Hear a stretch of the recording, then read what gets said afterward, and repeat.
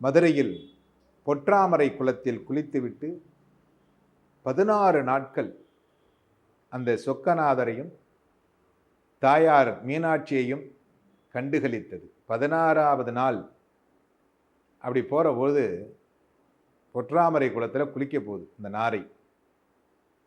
அங்கே மீன்கள் துள்ளி விளையாடுகின்றன. அதை பார்த்த உடனே அந்த மீனை பார்த்தோன்னே அந்த ஆசை எல்லாருக்குமே அது இருக்கத்தானே செய்யும். உண்ட உணவை வேண்டாம் என்று நிறுத்திய பிறகு அதே உணவு உங்கள் கண் முன்னே வந்தால் கண்டிப்பாக என்ன நினைப்போம்? அவசரப்பட்டுட்டோமோ அப்படிங்கிற எண்ணம் தோன்றும் அல்லவா? அப்படித்தான் நாரையும் நினைத்தது.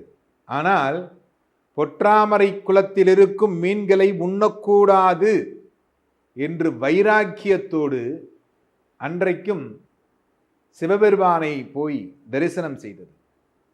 அப்பொழுது சிவபெருமான் அந்த நாரைக்கு காட்சி கொடுத்து, ஓ நாரையே, உனக்கு என்ன வேண்டும் அப்படின்னு கேட்டார். ஏன்னா அன்பே சிவம்.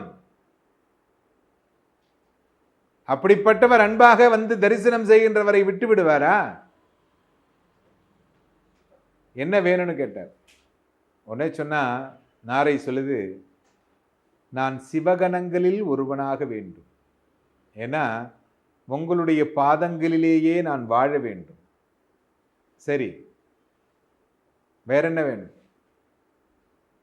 என்னை போன்று யாராவது நாரைகள் இந்த பொற்றாமரை குளத்தில் வந்து யாரும் நாரைகளை உண்டு விடக்கூடாது.